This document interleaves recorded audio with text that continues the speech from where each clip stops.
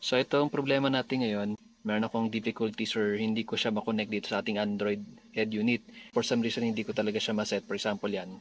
Steering wheel, control, select ko yung volume up. At yan o, pinupush ko siya. Walang nagre-response sa kanyang head unit. Hey, this is Lian and today meron ako sa inyong i-share about sa accessory ng ating sasakyan. At ang tinutukoy kong accessory is itong mga steering wheel control. May mga nagtatanong kasi sa akin kung paano ko daw ito in-install at kung ano yung mga ginamit ko na let's say gamit para ilagay itong steering wheel controls na yan. Sabi sa akin ng electrician na nag-install ng ating Android head unit is iba daw yung wiring nito. So, hindi nila alam kung paano i-install. Napansin ko rin na yung included kasi na wiring nitong mga controls ito is dalawa lang, hindi kasama tong trip and reset button sa baba. So, yun ang problema. Ngayon, meron akong nakuha online. Same thing, ilalagay ko pa rin sa description below yung link nito para sa mga interesadong magkaroon or maglagay. Magagawa nyo rin ito, DIY lang yan.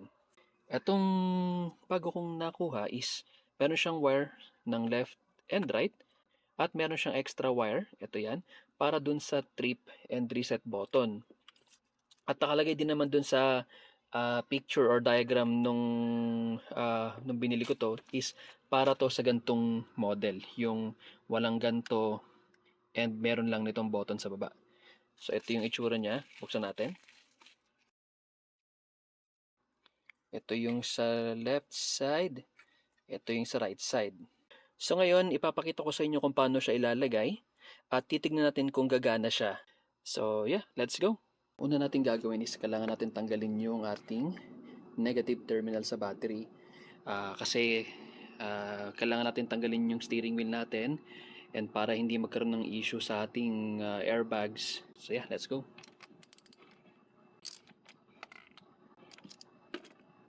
So, ang first step natin para matanggal itong ating steering wheel is kailangan nyo munang tumingin sa gilid. Yan. Dito. Ito yung isa sa left side. At ito yung sa right side. Meron dyang screw sa loob niyan. At gagamit kayo ng special, hindi naman sa special tool, pero kailangan nyo gumamit ng T40 na screw driver. Ayan, itsura niya.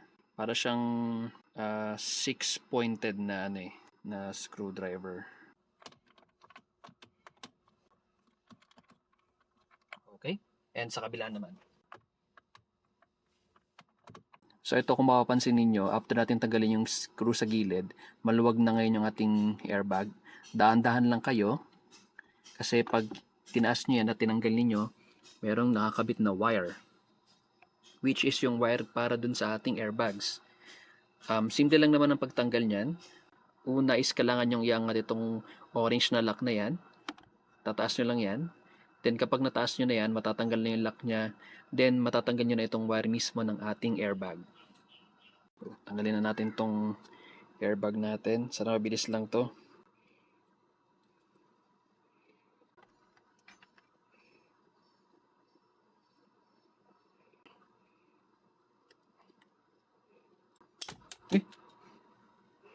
Okay. Once natanggal na yung lock na yan, pwede nyo nang hilain to. Yung ating mismong wire. Meron pa akong epic fail. Dapat hindi siya matatanggal. Pero okay lang naman. Lalagay ko lang siya dito ulit para babalik yung lock niya. Epic fail no? Ang next natin tatanggalin is itong switch na to. Yan. Press nyo lang tong lock niya. Then hilain ninyo. Yan. Safety yun para sa baka makalimutan ninyong tanggalin mamaya pag natanggalin natin yung manubela. After natin tanggalin itong wire na to, next natin tatanggalin is itong nut dito sa gitna. Take note na meron siyang lock washer sa ilalim, kaya careful kayo doon pagtanggal ninyo.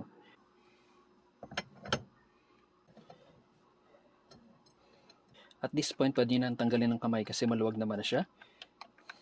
Ito siya, yung ating nut. Ngayon, pwede natin tanggalin yung ating steering wheel. Kailangan nyo lang siya itap dito, tsaka dito, para mag-loosen yung kanyang lock. And pwede nyo nang hilain. Take note again, dahan-dahan lang yung paghila kasi itong mga wire na to baka mahatak ninyo yan, lalo na kayo magka-problema, okay? So yeah, let's go. Yan. Dahan-dahan lang. Watch out kayo dun sa inyong washer. At ilulusot nyo tong wire ng ating airbag sa taas. And there you go. Ito na yung ating steering wheel na tanggal na natin. Una kong gagawin is tatanggalin ko yung una kong nilagay. Ito. Para matest ko yung ating bagong nakuha. Para matanggal yan, tataob nyo lang yung steering wheel. And may mga screw yan. Dito, dalawa sa baba, at isa dito sa taas. Kailangan nyo tanggalin yung screw niyan para matanggal tong back cover niya. At meron din mga screw dun sa bandang part na to sa may taas na yan. Kailangan nyo rin tanggalin yun. Okay, ito. Tanggalin natin.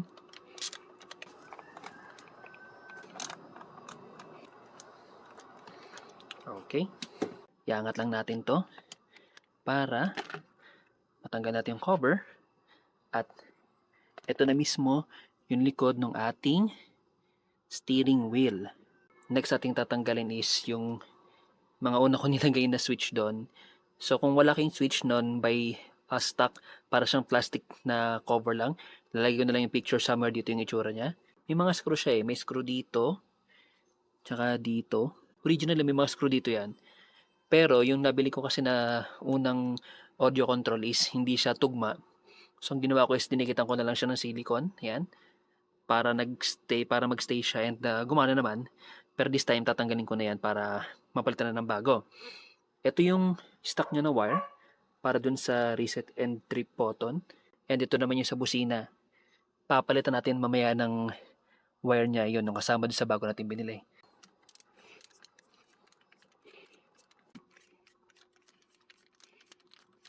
Yan, mga screw niya. Okay, natanggal ko na yung dating nakalagay sa kanya na steering control. And ang angas itong bagong nakuha natin. Itong bago, grabe astig. Swakong-swako siya. So since na-check ko na at sakto talaga siya, lalagay ko na yung sa left side para ma-complete natin tong ating upgrade. Yun. Nag-lock na mismo. So ito na itsura niya. Okay, next naman is lalagay ko na yung mga screw niya.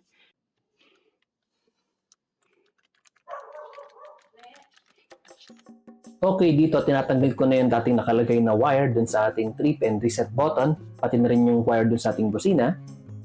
At ngayon naman nilalagay ko na yung ating bagong cable para dun sa ating steering wheel control, trip reset button at para dun sa ating busina.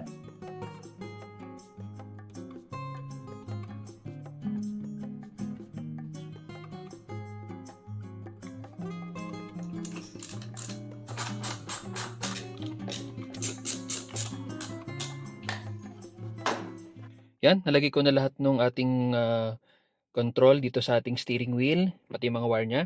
Next ating gagawin is itetest muna natin kung gagana siya. So itong puting wire na to, or itong puting socket plug na to, lalagyan natin dito sa kanyang socket. So yeah, try muna natin. Uy, may mga ilaw yung kanyang switch. So ibig sabihin, ito nag-park light lang ako, and meron siya mga ilaw. So, good sign yan. Next is, start natin.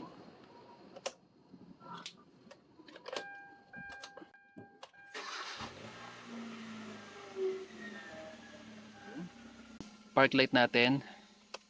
Yun, may mga ilaw yung kanyang steering. Controls, ayan. Pati yung ating trip and reset, meron din ilaw. Check natin kung gagana siya. Ito, trip. Yun, gumagana yung sa gauge natin. Hirap mag-focus. Yun, gumagana. Okay. So far, working itong trip at may mga ilaw na to. So, kailangan lang natin gawin is i-remap ito sa kanya para malaman natin kung mag-work siya. So, ito ang problema natin ngayon. Meron akong difficulties or hindi ko siya makonect dito sa ating Android head unit. Chinek ko na rin ito sa settings niya para maka-setup ko yung steering wheel control. Pero, ewan ko kung may ginagawa lang akong mali. Kasi for some reason hindi ko talaga siya ma-set. For example yan. steering wheel, control, select ko yung volume up, at yan o, pinupush ko siya, walang nagre-response sa kanyang head unit. So hindi ko alam kung may ginagawa akong mali or baka may kulang pa talaga dyan. Titignan ko pa rin, pag-aaralan ko pa rin yan para malaman kung paano ko siya ma-i-connect doon. So yun lang muna. Sa mga nakakaalam ko paano gawin yan, mag-drop lang kayo ng comment sa comment section kung paano ayusin yan. Magbibigay na lang ako ng update kung na-resolve ko na yan, okay? So yun lang muna. Yeah. Tingnan ko na lang muna kung ano magagawa ko dito. So kayo dyan, always stay chill.